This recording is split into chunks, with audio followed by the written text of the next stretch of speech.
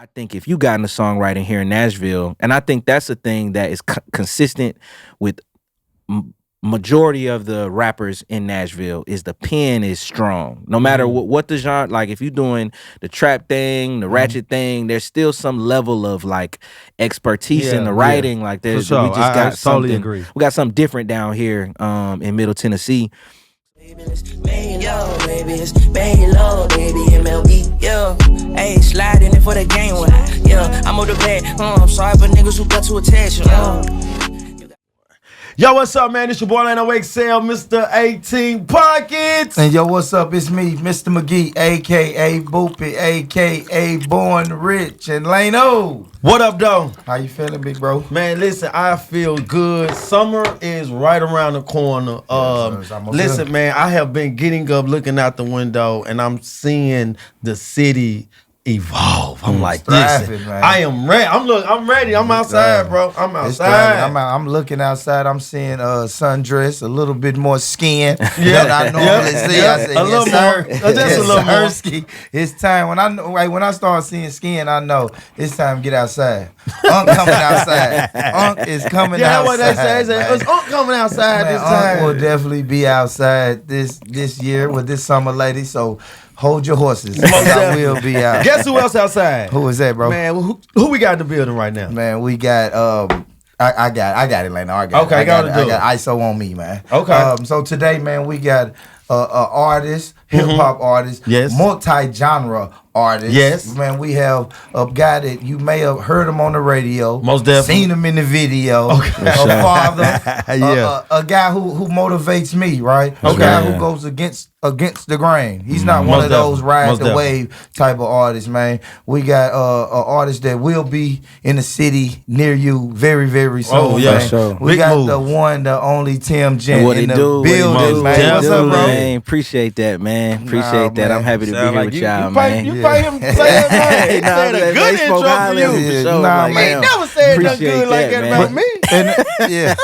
And the reason I brought you in like that, bro, because I do respect your craft. Most definitely. I do enjoy your music, man. And like I said in that intro, I like the fact that we know what the hot music is right now. And you could have easily succumbed to that. You know what I mean? It's easy to go into the studio and say, man, if they rapping about the guns with switches on them, let me rap about guns with switches on them. But you didn't do that, man. Not at all. I really appreciate that. You know what I mean? If my son was doing music or one of my relatives was doing music, I would tell him to study a person like you. Yeah, most definitely. What I mean? Is that hard though? Nah, it ain't hard. I feel like it's just who I've been my whole life. Like I grew up with people like that. I got people like that in my family who, succumb to the streets or, whatever you want to call it. But I just always been somebody that just did my own thing. Yeah, so when it came to the music, I feel like that was my niche. That was my safe place. I could just go in the studio and talk about shit I'm really dealing with. So it's never been hard. Now it get hard sometimes. I think it used to get hard watching it. Like you see people coming up or you see artists getting their moment, which shout out to them and it's love to them, but it's like, man, I'm putting in hours and I'm really rapping for real. I'm really working at this. So it used to be a thing, but as I've gotten older, as I've grown and just become more comfortable with who I am as a man, you know what I'm saying? Like my time will come. You know what I'm saying? Nice. So putting that work in like that, like I used to look at it like that. I was like, damn. Put that work in, invest in. Yeah. And you ain't. I'm not gonna come like them. And then there's people that come like them who did less work than you did. Yeah, for sure. You see what I'm saying? And then they get ahead. It's not like I'm hating and it ain't jealousy. It's just like, man, I know my talent. I can rap like that and go, but it won't be the true me. For sure. Remind me of that Boosie song when he was like, they hollering out Jay Quan and Ray Quan, but what about me? Y'all remember that? Yeah, most definitely. You know what I'm saying? Most definitely. That kind of thing, but still love to everybody that's, doing what they love to put themselves in a new position and put their family in position. So it's always love to them. No, absolutely. Sure. So are you from Nashville, born and raised? I'm born and raised Clarksville, Tennessee. Yeah, Clarksville. Born and raised 931. Yeah, for sure. Yeah, down the street. That's down the street. We say Nashville, man. For sure. What they would call are you a military brat or no? I guess I am. Yeah, Okay. my mama is from North Carolina. My pops is from Michigan. So me and my brothers, we like first generation, you know what I'm saying? Okay. Tennessee, but they moved to Clarksville and started a family and then the whole thing. Then yeah. boom. Yeah, Tim but Gent. I never moved around though. You know what I'm saying? My parents split when I was young, so we stayed in Clarksville. So I never got the experience of like living in different cities, countries, all that. I was always in Clarksville. Did you ever come? I always ask people from like different surroundings and counties. Like, did you ever like come to Nashville a lot? 100%. Like to go to like Hundred Oaks, Rivergate. You know what I'm saying? Go to sports season. They got the kicks for the Most low. definitely. You know what I'm saying? Like, so that was really I didn't even know about the music thing in Nashville at all. I ain't know about none of that. I moved here in 2017. And then from Clarksville to Nashville. From Clarksville to Nashville. And then around like 2012, I started kind of doing shows up here, kind of moving around. But even then, I didn't know about the Music City thing. I didn't know about any of that. I've learned that since I've been here these last 8 years. Yeah, for sure. So I heard you say your parents split early. Yeah. Now, how did that affect you? Did you split time between two households or? Yeah, for sure. Yeah, my I'm real close to my dad. You know what I'm saying, and I live with my mom. So, but yeah, we just split times. I primarily live with my mama. We just went and visited my pops type of thing. Yeah. Now I know how that is. So high school days, man. Was you doing music yet, or were you playing sports? Like what were you doing? I was doing the sports thing. It's funny too, because you know I'm a short dude, so it's like, you know, I feel like I wasted my damn time. That should be me, bro. Like I wasted me when I played sports, man. You know what I'm saying, but you just love sports, I though, just right? love it. Yeah, that was me, bro. I love basketball. I love and really, I had to watch my little brothers growing up. So anything I could do to stay away from home, you know what I'm saying? Yeah, I would most do. definitely. Like I would go. I ran track. I was in the Spanish club. I ain't Hispanic. You know what I'm saying? Like, I took Spanish like it a little bit. You know what I'm saying? I took Spanish, bro, in Whites Creek, bro. You know what I'm saying? But I was active though. But I started doing music I did my first song my 10th grade year. My pops, him and his wife, my stepbrother, he had Fruity Loops. I met my stepbrother for the first time that summer, and he was making beats on Fruity Loops. So we was making beats. We hit it off. That's my boy. Shout out to my brother Brandon. He put me on Fruity Loops. I was making beats. We was making songs. We made like 3-4 songs. I brought them back to Clarksville to the homies, and they like, nigga, like, nah. Damn. They like, Damn. Like, nah. So I put that down for a few years, and then my senior year is when I got back into it for real. So how you okay, so when they said nah, right? Mm-hmm. You know, sometimes when you go and try to get validation from your people, and they say nah, you say, all right, I ain't doing it. For sure. What made you say in a couple of years, did you like just start sharpening your skills behind the closed doors? Nah, I still was involved with music because I played the drums growing up. Okay. So I was around music. I was around musicianship. I was around singers. My pops can sing. You know what I'm saying? My grandfather can sing, play the guitar. So music just always been a part of my life. Yeah. So I ain't take it too much to heart when they was hating on me. You know what I'm saying? They really was hating on me, you know? So I ain't take it too much to heart. And then later on, my senior year, that second semester, I was one of those guys like active in school. Like I said, I was a part of different clubs, hoop, did all that. But my second semester, my senior year, like my whole mindset shifted. I was gonna go to the military. And I wanted to work on planes. That was the thing I wanted to do. I seen something like that. Yeah, I wanted to be an engineer. But that second semester, I was like, man, I don't know. I just recluse. And I was just in the back of class. I was writing poems, writing rhymes, writing raps, listening to other people's songs, writing songs over their songs, you know what I mean? Yeah. And then it just turned into a thing. Nice. And that's when you was like, engineer, right? They gonna have to take a back seat. For sure. Did you do any college after high school? I did, man. I actually went to MTSU straight out of high school. For sure. I went out there for a semester, but I was a bad student. You know what I mean? Like I was a bad student. He was too. Yeah, I just didn't apply myself. Like coming out of high school, I graduated with honors, did the whole thing. It was cool, but I was so focused on being a rapper. You know what I mean? Like I was telling my moms, I'm like, I went back home. I went to Austin P. And did like online classes for Austin P. And I told my moms, I was like, I'm gonna just get a job give me like a year or two. I'm cold. I'm about to get, you know what I'm saying? Sure, like I'm cold. I'm finna, you know, that obviously didn't happen. You know what I mean? But I did do some college. I didn't finish, but I did. What did your mom say when you was like, yeah, I'm finna rap? In so many words, I'm finna quit school and rap. What did I work so hard for? Yeah. She also was part of why I had to get a job, because when I left MTSU, I didn't do it right. So like I was on campus and I was living in a dormitory, so there's a process when you leave, and I didn't do that at all. So because of that, I owed the school like $2,500. Yeah. So my mom was like, okay, well, you gonna pay that money yourself though. You know what I'm saying? Like she paid it, but she made made me pay her back. Yeah. So she supported me, but you know, with boundaries. You know what I'm saying? So I told my mom I'm on a rap. Yeah. How did it work out? She told me, motherfucker, you think you Snoop Dogg? My mom was like, what? Yeah, mama, I'm on a rap.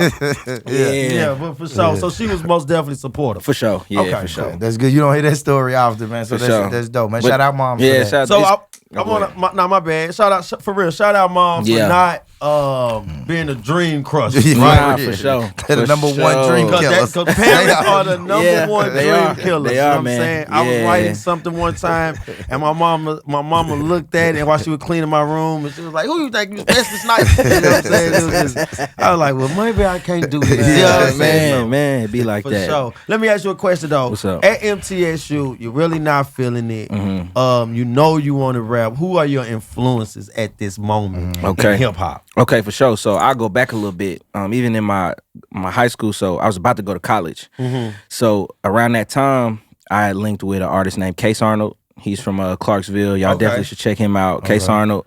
And then T. Clark, TZT. These are all guys from Clarksville. Okay. And they were putting mixtapes out on like Dat Piff. And like around that time, they was putting mixtapes on like live mixtapes, doing all that.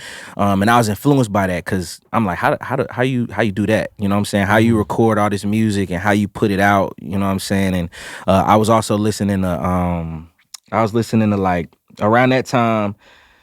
I didn't really listen to music like that. I wasn't like a music head until my senior year. So around that time, Drake was coming out. He was doing Ninth Wonder beats, so he was like rapping, you know what I'm saying? And then J. Cole did Friday Night Lights, Kendrick dropped Section 80, but it was also like that whole class, like Big Sean, Wiz Khalifa, Nipsey Hussle. They saying the big three, the big four. And I can most definitely hear the influences, and not that you sound like them, but the influence. For sure. Most definitely what I get, like, and that's the level.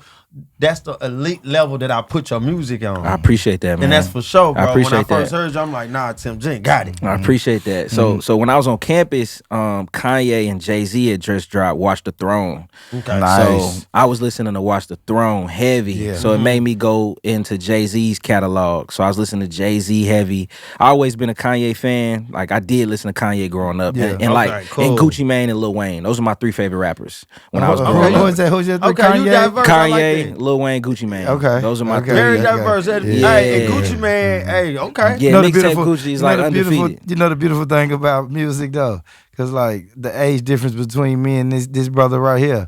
But Lil Wayne is like my favorite rapper. You know what I mean? That just shows you like how Wayne put in the work. You know what I mean? He put in so much work and like really laid the foundation for a lot of these rappers out here. Absolutely. You know what I'm saying? Including myself. So I had already been into that. So yeah, when I was in school, I was listening to Jay-Z heavy. Like obviously the Coles, all those guys, but like I said, Watch the Throne drop, and I was just like, man, I gotta find out more about this dude. You know what I'm saying? Went back and went through his whole catalog. Because that's my boy. That's my favorite rapper. And you gotta understand, bro, I'm from Nashville. And I've been saying Jay-Z's my favorite rapper since like 98. Okay, that's fine. Yeah, he was in the minority back then. And so just think down here. Yeah, that's what I'm saying. In Nashville, he was in the minority. So I was, just a quick how I got on to Jay-Z was my sister, baby daddy, always had all the CDs and shit. And I remember just jumping in the car, and I used to always, because at this time, No Limit, Master P, he had a new album every week. For sure. And so like he'll listen to them and then he'll give them to me. And he's like, I ain't got nothing, but he'll take his.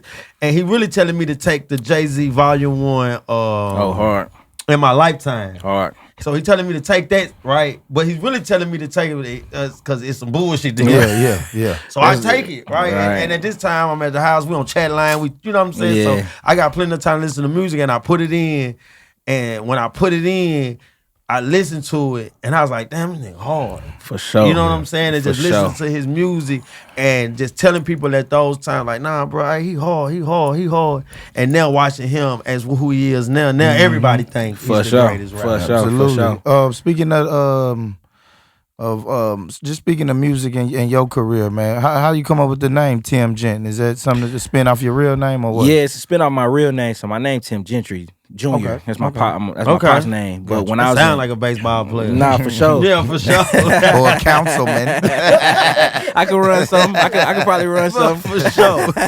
So in middle school, like I said, my parents split. And my dad, there was this box of my pop stuff that was in the garage, and there was this Miami Hurricanes jacket, and it had Gent on it. And I was like, oh, that's tight. You know what I'm saying? I was probably in like 7th grade, 8th grade, and I'm like, Gent, okay. I'm gonna start going by Gent. So I really gave myself that name before I was rapping. Okay, People started calling me that at school, and you know what I'm saying? So when I started rapping, it just became a thing. I'm like Tim Gent. I just didn't have nothing else for real. So That's dope. That's dope, man. So So now you're now let's fast forward. Now you're putting out music. You're putting out good music. Appreciate man. Appreciate like I guess like what was the first song or project that you really got like a good response from people that's outside of your immediate circle? For sure. Clarksville Nights. I put a mixtape out called Clarksville Nights, and that was in 2015 or 16. My son's born 15, so one of the two. And that's when like the blog era thing was happening. So like hot new hip hop, like all those things. But I put that mixtape out, and so before I put that mixtape out, I put out Trials of Julio. That's when I started meeting everybody in Nashville for real. That's when you start seeing the music scene. Yes. Okay. Yes. And I put out Trials of Julio, and I had Petty on that project. And he brought me to Nashville to do like 3 songs. He performed at like the End. Ain't that across the street from Exit End? The End, the small jump. Okay. So he performed at the End. Let me come do 3 songs, and then so that's when it kind of spread past Clarksville, and then the following project was Clarksville Nights, and then that spread nationally, and I started getting people from all over the U.S. like hitting me up, following me. You know what I'm saying? How dope doing is that that thing. It was cool, man. It was really cool, just because.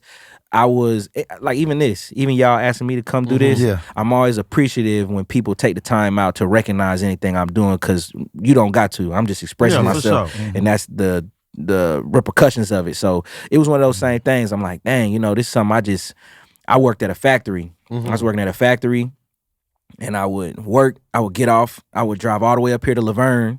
From Clarksville, and I record with this dude named Matic Lee. I don't know if y'all know Matic Lee, but he was coming up with like Petty and Stan, but he did some stuff for like Tech 9 and all of that stuff. But he recorded like my first 3 mixtapes, Matic Lee. So shout out to Matic Lee. But I was working at the factory. I was probably making like I don't know how much an hour, but I was taking my cheese, putting a little bit to the side, and then coming to the studio, and I recorded that whole mixtape. So the effort I put in and then getting that energy reciprocated was dope. It's like a paycheck. Yeah. It's like a paycheck. It's like I work 40 hours a week. 100%. And just watching the engagement and the response, I want to add. So I want to piggyback a little bit off of that question. Investing in yourself, right? For sure. That's very kind of knowing what you're supposed to do when you're trying to start a business, a brand, or something. But we can see that it's not really taken serious with a lot of artists. For sure. What was that in your mind frame at those times when you're like, okay, this is what I want to do? Talk to the other artists, man, who need to know like investment is a huge part of this. Yeah. For me, it was just like nobody gonna do it for me. Like nobody's gonna pay.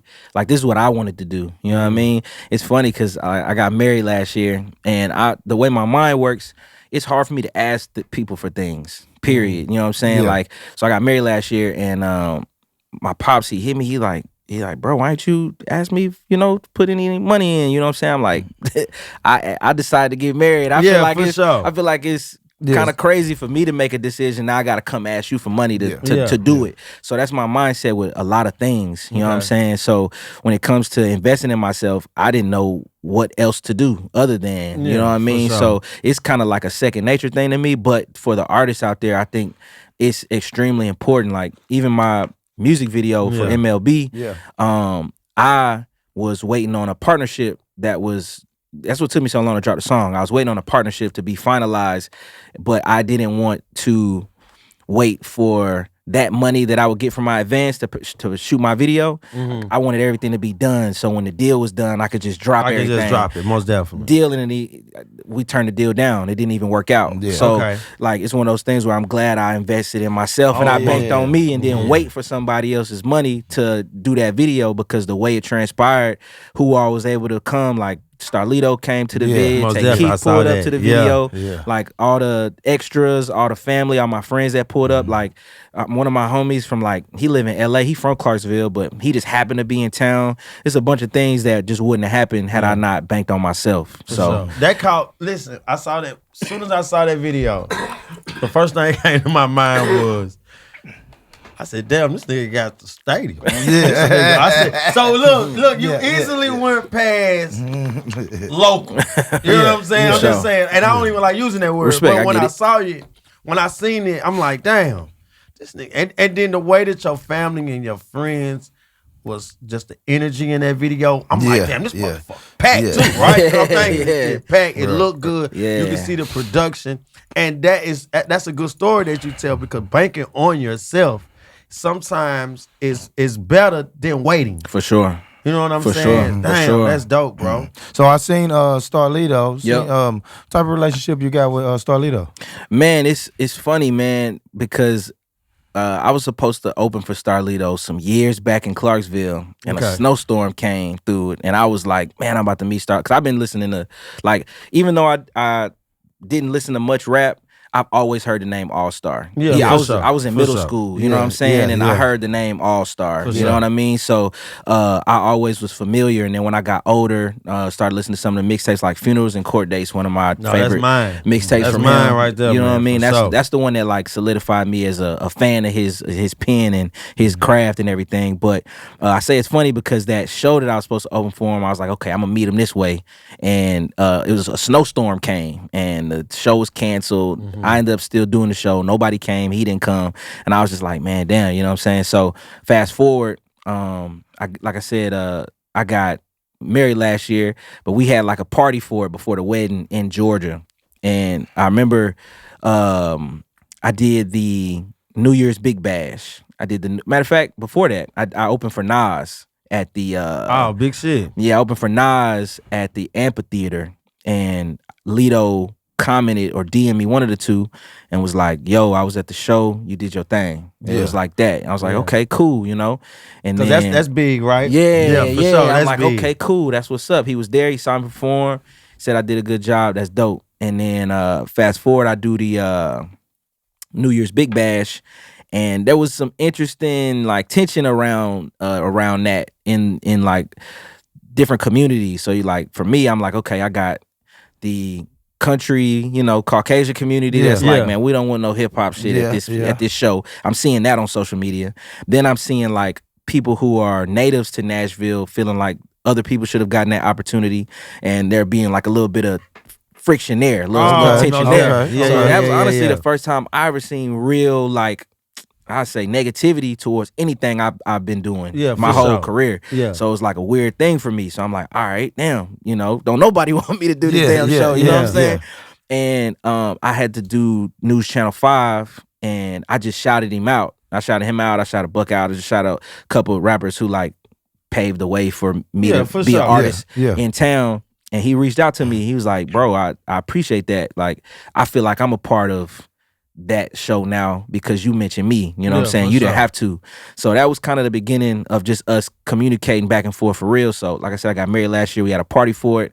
I got a little liquor courage, And I just hit him up. I just DM'd him. I was like, bro, I got a song for you, bro. Bam. I just DM'd him. You know what I'm saying? Though. Like, just, one of them. I'm like, yeah. I got a song. I want you to hop on it, and I'm gonna send it to you. And he's like, bet, send it to me. And I sent it to him. And that next morning, he called me. He got my number when I sent him the song or whatever. And he called me. He was like, bro, this song hard, bro. He was like, this is hard and this different. I ain't expect this. You know what I mean? So he'll be on my album, Change is Good. And I can't wait for people to hear the record because it's just, I know it's going to be, it's not going to be what people expect. Vault look good, though. Yeah. It's not going to be what people expect at all, man. But to speak to our relationship, it's just developing. Like I'm getting to know him. He came to the studio, me and my bro AB, who is my main producer and DJ. Okay. He's from Nashville, born and raised. And he came to the studio and, you know, played his record that he dropped last year. What is it? What's the record that he dropped? It's beating me right now. But I'm on the album though. I'm on that album. That's and we with the record Ronald Bossi and Robin Raynell. But it's just developing. I feel like we did those 2 records. You know, we just talked back and forth a little bit. You know, I want to continue to do music with him, keep cooking with him. And what do you say? You got that liquor curve? Say, man, nah, for sure. Yeah. Let me go ahead and hit him up anyway. Because he got on online and he was like, I'm doing 5 features. Hit up Logan Garrett. Oh, I saw that. Yeah. No, I seen that. He said hit up Logan Garrett. I seen when he do that. I be wishing I was a rapper then. Nah, for sure. For sure. When I see that, I be like, damn, man, if I was a rapper. You know what I mean? This would be my time. But I got a question I want to ask you, and the tension going back to the show. Okay, and you was in the tension of it. Yeah. Let me ask you this. Have you ever, like, first question is, how does it feel to be from another, like, surrounding county, city? For sure. And then coming into another city and not taking over music, but like being a part of like the hip hop scene that's real good. For sure.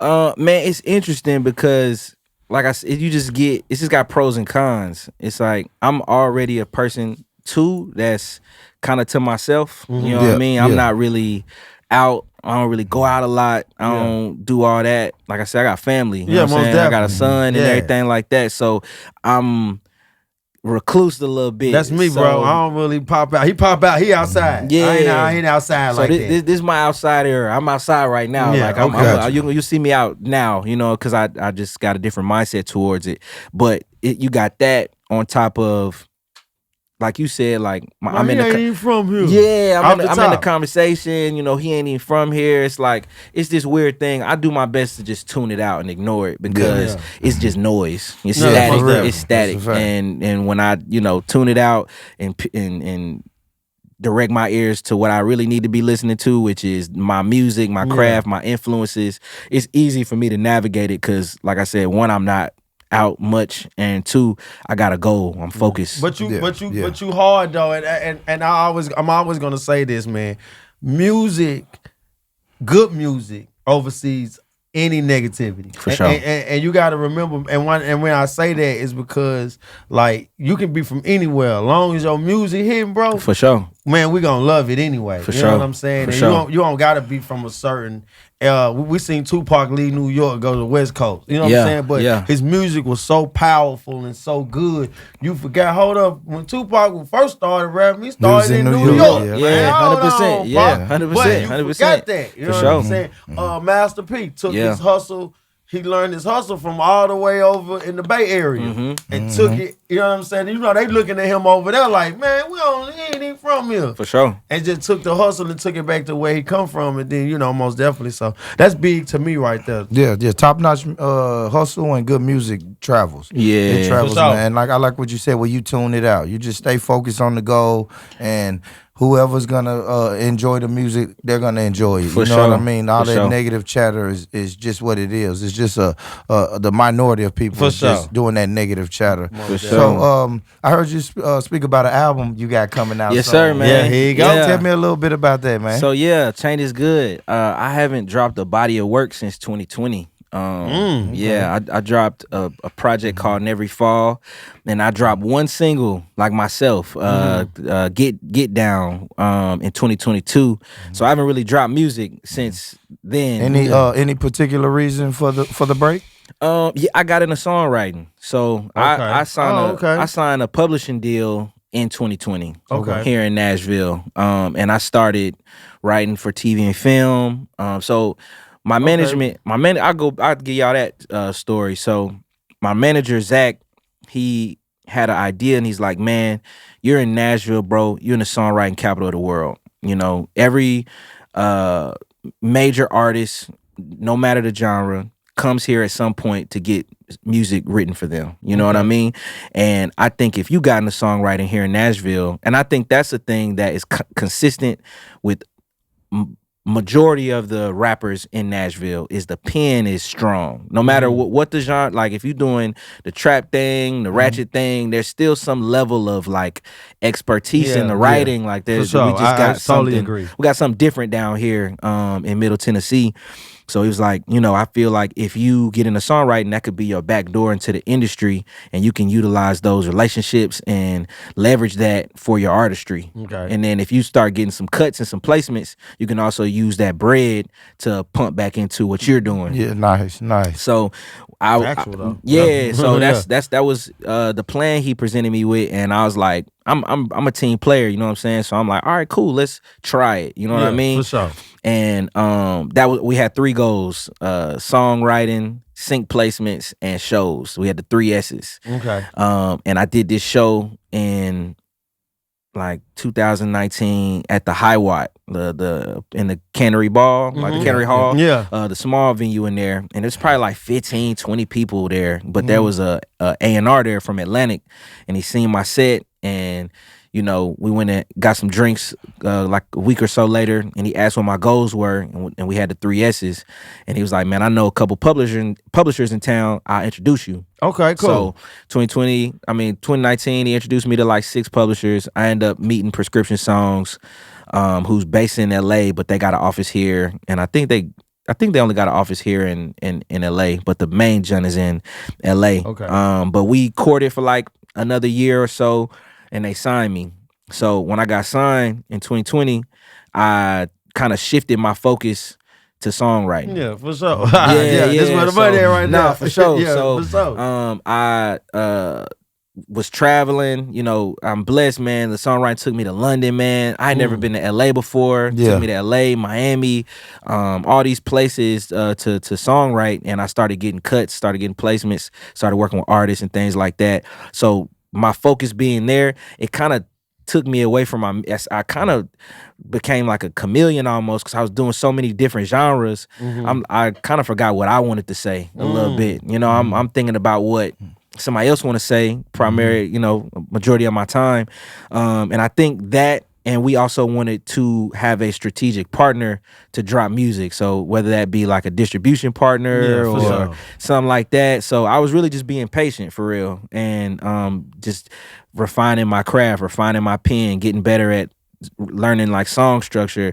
It was the first time I even gave a damn about top 40 records, or like the things I didn't pay attention to in the music business space. I started to curve my attention to that, and it kind of took away, I won't say it took away from my artistry, because I feel like what Change Is Good is me coming back after doing all that shadow work. You know what I mean? Like I was in the gym heavy for like 5 years. You was getting yourself right. I like that analogy. You was in the gym. I didn't have a fight for sure scheduled, but I'm in the gym. Because I know I'm gonna fight. Eventually, for sure. I have a fight coming up. I do want to ask you this though, because I'm fascinated by that, by the songwriting, man. How does that, like, what does that look like? So you sign first about the business side of it. Yeah. When you sign a songwriting deal, do they sign you for like a length of time, or so many projects, or so many songs you have to write? Like, how, not without getting too in depth. No, like, I don't mind. How does that contract look? So there's different types of deals.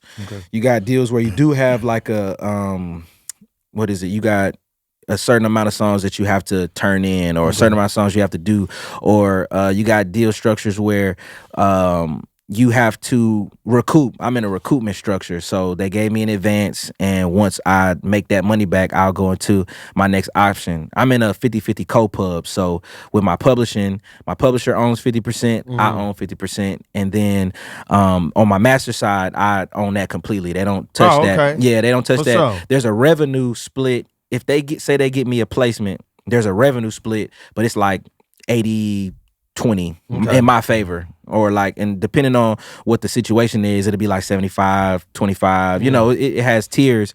But so they own 50% of what I write. I own 50%. And then, like I said, there's admin deals where you have an administrator who's getting you those opportunities like sync placements, things of that nature, but they don't own anything. You know what I'm saying? It's like a revenue split. But my specific deal is a 50-50 co-pub, and then like I said, just for the publishing. And I didn't know anything about any of that stuff before 2019. So I'm blessed because it really raised my business acumen. Like I feel like this is maybe later down the road for me, but I would like to sign writers and producers. No, I would like to get into that and provide opportunity. Like when I'm just being transparent because I feel like people should know. You know what I mean? Like when I got my first placement, for real, it was a Super Bowl placement. Oh hell, that's big. Cause I finna ask you about what's your first placement? My first placement was actually with Jemiah. We did this international group or whatever. They cut our song or whatever. But right after that, I got the Super Bowl commercial and some ESPN stuff. But the Super Bowl commercial was me, Bryant Taylor, and my guy AB. Okay. But see, AB was independent at that time. So when we got the check, everything was like for $30,000. Okay. And with that specific payout, I had to split my portion because I was signed. Bryant split his because he was signed. Yeah. AB got a whole 10 bands. Yeah, independent. You know what I mean? Like, sure. So that's my goal, like with my relationship with my publisher, because I'm still with my publisher. Yeah, that's good. So that's my goal. Like my artist friends, my people that are like in my circle, and even people outside, like it would be a dream for me to help be an avenue for somebody to get into that space and get a check. You know what I mean? Like a lot of us do this for a while and don't ever see $10,000. Yeah, not at once. Yeah, you know what I'm saying? Sure. Like I still ain't seen that shit. You know what I'm saying? Like other than my first advance, but it's other avenues. It's other avenues in music. 1,000,000%. You know what I'm saying? Man, And that's basically the story that I'm getting. 1,000,000%. And the publishing, because you're a writer anyway. You see what I'm saying? You always wrote your own music anyway. So doing this is easy. Yeah, it's like it is easy, but it's interesting because it's still like so many other songwriters in the world, you know, and like say there's an opportunity to write for an R&B artist or whatever. And they was like Kehlani, I'll just throw her out there. Say Kehlani's looking for records for her new album. It's so many people that are writing and sending stuff in for Kehlani. So it's almost like you playing the lotto, you know what I'm saying? I can imagine. It's almost like the lotto with it, because it's like, if it hit, it's like, man, I know at least 100 people sent something in for this. But so like what I do want to ask you is, being a songwriter, right? And just, having that eye for talent. Have you ever come in a situation with that publishing deal that you can see an artist that just like need that record, for sure, and you can write it? Like, yeah. Do you ever come into that? Man, me and my man Bryant, like we aspire to be kind of like Jimmy Jam and Terry Lewis. Most definitely. I just watched the interview. I know who that is. He don't know who that is. I know who it is, but I want to hear what you mean by that. So they were are producers and writers who like wrote for like Janet Jackson and Whitney and New Edition, and like the list goes on for them as far as hits. But I think about I just watched an interview with them talking about when Johnny Gill came to New Edition, and they were thinking about how to integrate him into the group, and how to write the songs and how to pick the songs they was gonna drop. And I feel like when you get to that level, or when you get to like Quincy level, or there's a list of writers, list of writers. When you get to that level, it's like that's when you like in the thick of really creating culture or shifting culture more so. And being like real pioneers of what people like the soundtrack to people's lives. I feel like that would be a goal of mine to get to a point where it is like, man, okay, I see this artist, I see, this direction. Like I just worked with this artist from Lexington, Kentucky.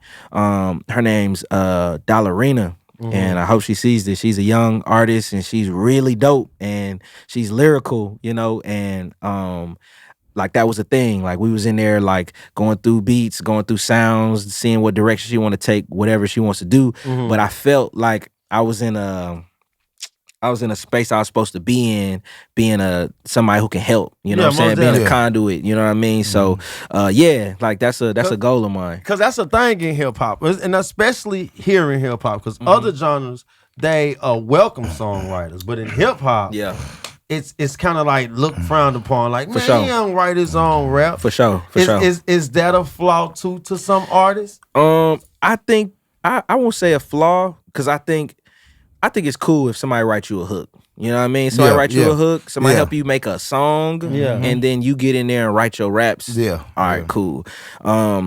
Hip hop just happens to be different than other genres. For sure. Because I think, like, you look at a singer, right? Like, one of the things that we'll marvel at is how they utilize their voice. The song can be written from whoever, but how they sing it is really dynamic and special to the ear and to the soul. But for a rapper, we're really speaking. You know what I mean? We're speaking, we're rapping. You got to have the flow. You got to be in pocket. Most definitely. But the thing Cadence, everything got to be. The thing that we marvel at with rappers is what they say.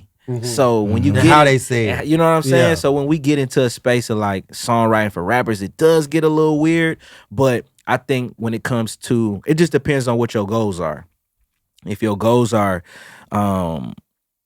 like top 40 records, if you want to hit record, if you want to do that thing, you might have to bring somebody in to help you do that. You know what I mean? Jay-Z obviously wrote his music, but we know he ain't write some of them hooks. He got songs and his folks singing on it. He might have wrote it. He might have wrote it. I won't discredit him, but I see what you're saying though. 9 times out of 10 he didn't write it. It's like, I want you on this record. You do your thing, and I'm gonna come do mine. I'm gonna do my thing. And it's a group effort. I feel like the best music we got in the world, there's multiple people a part of it. So I feel like it'll be a good thing for hip hop and rap when that is adopted, when they accept that. Because I find myself really liking that shit. Like when I listen to Alicia Keys song and somebody say, well, Drake wrote that, and now I'm listening like, damn, I can hear that. I can hear that. You hear Beyonce song song and they say, man, Future wrote that. You're like, what? And then you might, stumble across the demo on YouTube and like, oh shit, Future wrote that for real. You told me that Jay wrote Dr. Dre. Yep. You see what I'm saying? Yep. And then he made me go back and you in my hear ear. Can't you? Can't hear Jay because I'm a Jay fan. Yeah, I'm like, oh shit, that is Jay. That is, you know what I'm saying? So that's big. No, I love that. I love that type of shit, man. I want to ask you something right quick. What was the concept? How did you come up with that concept, MLB? Because I love that song. Man, so MLB is, I feel like I was gonna wear my baseball jersey. I was like, shit, man. Man, MLB is special because like so when I started working with Brian Taylor, he is a phenomenal artist, man. Most definitely. Phenomenal. But when I first linked up with him, he didn't like write. He would go line by line like Lil Wayne. Okay. You know what I'm saying? That's how he made music. And I adopted that along with like I said, the songwriting thing. So MLB is special to me because MLB is one of those songs where I just wrote it line by line. Like it was like honestly, I caught the Make Love Baby MLB after I did it. I listened back and I was like, oh shit. I'm like, yo, that's hard. Yeah, like, you know what I'm saying? It was one of those things. Like, so that specific night, man, I was at my shorty spot and it's funny because we was engaged. We did a thing where we was like practicing abstinence, you know what I'm saying? Okay. So but every now and again I'd be able to, poke out, okay. You know what I'm saying, slip past the security or whatever you want to call it. And that specific night I'm like, just trying to like get something going, and she like, nigga, I'm going to sleep, you know what I mean? I'm like, okay, whatever. So I go into her kitchen and I just open up the laptop. My boy B just sent me a pack. And I opened up MLB, so I was really kind of like talking to her a little bit, and just kind of like expressing that thing and just letting the words just flow, you know what I mean? And man, I made that song like 2021, I think. Damn. Or 22, one of the two. It's a little older. And don't sound like it. Man, it's a blessing, bro, because it's crazy. The whole story with MLB is crazy because I had the hook, I had the first verse and the hook. And then I was like, okay, this is cool. But I couldn't come up with a second verse yet. So I, closed it in the vault. Yeah, put it in the vault, left it alone. And then one day I was coming back from Clarksville, coming back up here to Nashville, and I was like, I got the second verse. It started coming to me. I'm like, okay, I know exactly what I'm gonna say.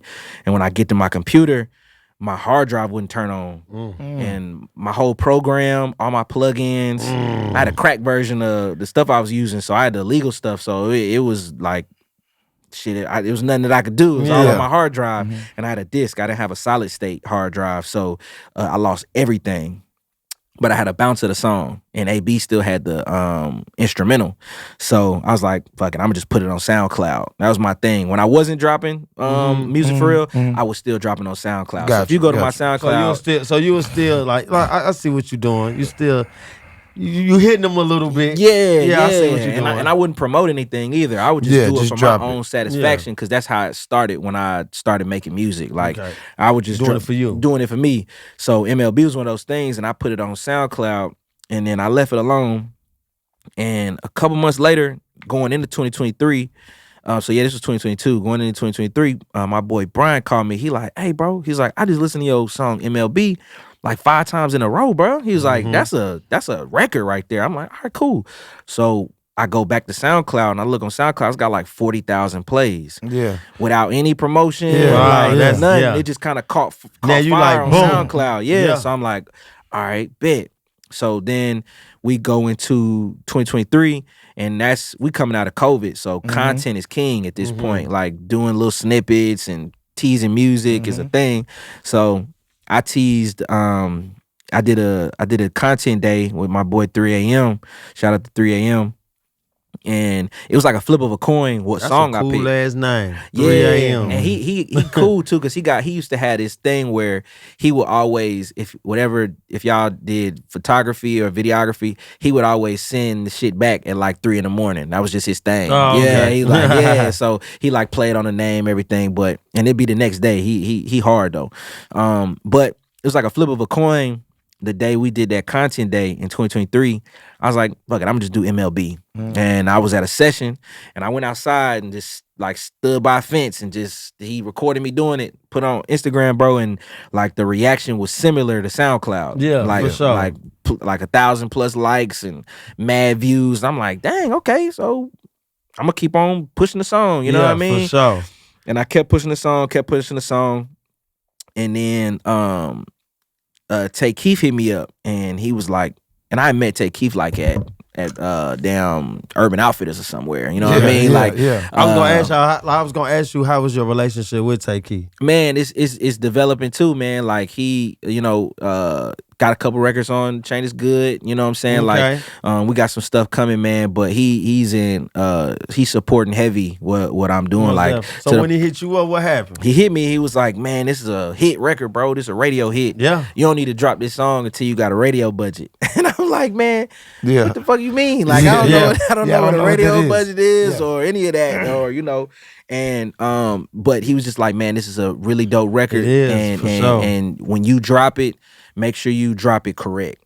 And I I took that and I took it back to my team, and we didn't drop it. I was patient. I took advice. I took that advice because I'm like, you have seen success at the highest level. Yeah, at a huge elite level. At the highest level. You got records with Beyonce. You know what I mean? So at minimum, I'm going to take what you say into consideration. For sure. And I did, and we just got the record right. We got things ready, and things started falling in line as far as like partnerships. Like I'm partnered with a distributor called Gamma. Okay. Now, and that opportunity presented itself last year. You know what I mean? So I think I dropped MLB before that. You know, if I don't heed that advice, if you would have dropped it before, situations now wouldn't have happened, wouldn't have taken place. So, man, my relationship with Tay Keith is dope because it started for real in the music with MLB. He had commented on things and liked a couple things, freestyles and shit like that. But MLB is where it really piqued his interest to where he's like, man, come to the studio, let's cook up. Bring your man's AB. Let's work. So big shout out to Tay Keith, man. Big shout out to his team, man. They super solid over there. And he on Change Is Good. He is on Change Is Good. Okay. I can comfortably say he's on Change Is Good. Really, Change Is Good is really just AB and Tay Keith for real. Gotcha. It's like, yeah. I want to ask you this right quick then before we get up out of here. I gotta ask you this. How you record? Do you record on the spot or do you record because we going back and forth? I'm hearing about this vote. Okay, yeah. Do you record and then just throw them in the vault? Yeah. Or okay. Or what? Yeah. Okay. So yeah, I do. Or do you just go in, or do you wait till you get into that mode, or are you always in a mode but you just not dropping the music? I'm always in a mode. Okay. I'm actually this year. I kind of had to take a step back because with the songwriting had taken me down this pathway where I felt like I had done so much work for other people and other genres. Yeah, it's time to get cracking on. Yeah, trying to, and I feel like I gained a lot, but I lost a lot too. You know what I'm saying? When it came to what I wanted to say. Yeah. You know what I mean? Or what I wanted to get across. So I did so many songs last year that this year I was like, all right, I need to chill the fuck out because I need to live too. You know what I mean? Sure. I need to, if I'm in the studio all many the time, hats right now. You know what I mean? Yeah. I'm in the studio all the time. I don't have anything to talk about because I'm always in the studio. And your imagination is only gonna be so vast. I don't got the same gift that Lil Wayne had. You know what I mean? But he also was living. He also was traveling the world, touring and meeting people and just having experiences. Seeing a whole nother different side of everything. Yeah, that added to his ability to come up with those witty bars and just talk about life the way he does. But I'm always working. I'm always recording. I have so many songs, and now I'm in a space where I'm going back and I'm really listening. And I'm like, okay, you got shit. No, for sure. I just found a song 2 days ago that I might put on my album because I'm like, damn. This is hard. You know what I mean? Yeah. So it's one of those things. So what do you do with the rest of the records? They kind of just sit. Stay in the safe. Yeah, some of them I'll send to my publisher to see if we can get them in some TV and film stuff. I'll do that. Like throwaways. Yeah. I attempt to still find use for them, but primarily they just sitting in my Dropbox, man. Yeah. You know what I mean? He didn't record like that. He didn't record like he was a rapper. Oh, okay, fire. Yeah. I did a little something. Too much. He said too much. That's good. You gotta quit disrespecting my rap career, man. Yeah, we ain't gonna keep doing that. We ain't gonna keep doing that on this show, baby. Yeah, nah, man. Hey, man, I had motion. My boy Ball, man. I had motion, but I want to ask you this, man, because I know you said had motion. You're newly married. Yeah, man. Congratulations on that, brother. Thank you. I'm probably gonna get married here soon, man. Congratulations, right? bro. Oh, I'm probably not. I'm probably lying. Man. I'm probably lying in 4K right now. But for the sake of the show, I just want to ask you, man, if you could just tell the people, or even tell me, bro, what are 3 keys, or just a few gems you could give me, man, that helps you keep it fresh, keep it consistent, and keep each other just happy with each other, man, bro. For sure. I say number one, we keep God first. Big. I feel like for the people out there, you can believe in what you want to believe in. I believe in God. You know what I'm saying? I grew up in that. I believe in Jesus Christ. Most definitely. And me too, most definitely. we keep that at the forefront. She's a musician and a singer herself. Okay. So like I learned a lot from her. But for outside of that, like we just continue to date. We just I just always treat it like I just met her for the first time. Like I just, That's dope. that's just me. I kind of am a romantic nigga for real. You know what I mean? I'm romantic. You know what I mean? I'm romantic. I do the whole thing. Like my birthday was actually a couple days ago. My birthday was a couple days ago, but I was in Clarksville with my son, and then when I came back, the house was like decorated. I ain't expect it though. You know what I mean? The house is decorated, and it's like small things, but those small things add up. You know what I mean? They so matter. Yeah, just continue to date, man. Continue to we keep God first and just communicate. You know what I mean? I feel like I'm pretty good at being like, man, I was wrong. You know what I'm saying? I'm sorry. Or let's talk about it. Let's fix it or whatever, and attempt to get on the other side of it. So I feel like I feel like those things. Like I said, we've been together. Like in the beginning, it was a little off and on, but you know what I'm saying. We've been together all in totality for 8 years. You know what I mean? And that's a long time, though. For sure, that's a long time for sure. And it still feel brand new. You know what I mean? And we got married, and it's a difference. It's a difference, but black love is awesome. Yeah. So just keep God first, man. Keep dating her. You know what I'm saying? And communicate. You know what I mean? That's our formula for success so far. And you say y'all got it in common, music. Yeah. She on Change Is Good. Your wife on Change Is Good. She is on Change Is Good. There She go. is. Yeah, Okay. she's on there. She's Did she say, baby? No, it's funny. It's really me. It's really me. I'm like, man, please come sing on this. You know what I'm saying? So she tours. Like she's a touring artist, and she sings with this band, and she's been. My bad. Let me put some respect here. My bad. You most definitely the one. I need her. I need you. You got me. Nice. So I've learned a lot from her. Like even from like the things that I do in my artistry now. From I used to pull up to the show in all black. You know what I mean? That was my thing. And I started dating her. She like, nigga, why you put some color on, man? You know what I'm saying? Like brighten your life up. You know. So man. I'll say it again, bro. Just keep God first, man, and communicate. And keep it fresh, man. Don't man, I appreciate that. That's fire. So this summer, Tim Gent. Yes, sir. Akeem Ali. Oh yeah. Tim Gent. Yeah. Coming to a city near you, man. Yeah. Tell us just a little bit about a couple of dates and how can the people get tickets, brother, and support you. Most definitely. And support that, bro. Man, appreciate that, man. So yeah, the Good Looking Tour starts June 3rd. The first date is actually here in Nashville. June 3rd. We'll be at the 58. I believe it's the venue that's inside of Eastside Bowl in the beginning. The 58. You can go to AkeemAli.com. He's got all the dates lined up. He's actually doing 22 cities. I'm doing 10 dates of the 22. Nice. And it's a blessing, bro. It's my first tour. Shout out to Akeem Ali. We got something special actually coming right before the tour starts. Yeah, for sure. Yeah, I won't speak to it just yet because I don't know when it's airing. We're gonna do this. We're gonna do this week soon. We're next gonna do it soon. Yeah. Okay, so I got this some. week. I got something special coming. I'll let y'all know off for air. sure. You know what I'm saying? But yeah, the Good Looking Tour start June 3rd. You can get your tickets at AkeemAli.com. As soon as you go to the website, all the dates pop up. We'll be in Nashville, Memphis, St. Louis. We'll be in Charlotte. We'll be in Miami, Orlando. I believe that's all. We'll be in New Orleans, and I think I'm missing one more. But yeah, if you go to AkeemAli.com, all the venues, all the dates, how you can get the tickets. Oh man, I got you. No. I'm saying, give me that phone call when you realize you about to go on tour. Oh yeah, because this ain't no this ain't no hole in the wall club tour. No, for sure. You know what I'm saying? This is a big deal tour. Yeah, it's a big deal, man. And like I said, man, shout out to Akeem. And it's hey, for my artists and creatives out there, closed mouths don't get fed, bro. Ooh. Like with this tour, I seen him post that tour. And that's my man's. So I seen him post that tour, and I just hit him up, and I'm like, hey, man, you got any dates you need any openers for? And he just happened to have some. He was like, man, I actually got these dates right here. This is the budget I got.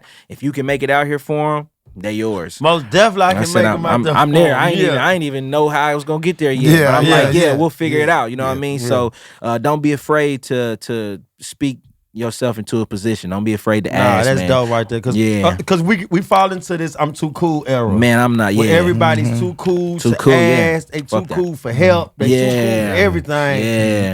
They just want to blame. I'm gonna say this. I think a lot of times people cover it up by saying too cool or they're too cool or I ain't gonna ask a nigga for shit. A lot of times people are scared of rejection. We're afraid of rejection. Once you get in your head, the worst they can say is no. Man, then you'll just jump off the porch. I was literally say that. My mama taught me that early, man. She taught me early. She's like, bruh, like, don't be afraid to ask me nothing. All I'm gonna say is yes or no. That's it. And I could have said, yeah, you could have played yourself out your position. So the most they can say is no. You know what I mean? Man. I worked in sales too, so I ain't afraid of rejection at all. There you go. Know what I'm saying? You know how to work. I know how to work my thing, man. So, Tim Gent, man, tell the people how they can follow you on social media, follow your career, support you in any way, brother. Yes, Tim Gent. You can follow me at Tim_Gent on all platforms. On TikTok, it is Catch Hype, but you can still find me at Tim Gent. On the streamers, the DSPs, Tim Gent. You can find me anywhere, Tim Gent, man. I appreciate y'all for sure. We appreciate you, man. Listen, you already know how I end it. I like to highlight everything that went on right here, man. This is a powerful conversation, man. Congratulations on everything that you got going. This is somebody who let you know, invest in yourself. Closed mouth don't get fed. For sure. Believe in your craft. For sure. Keep God first. 100%. And most definitely you will prosper and evolve.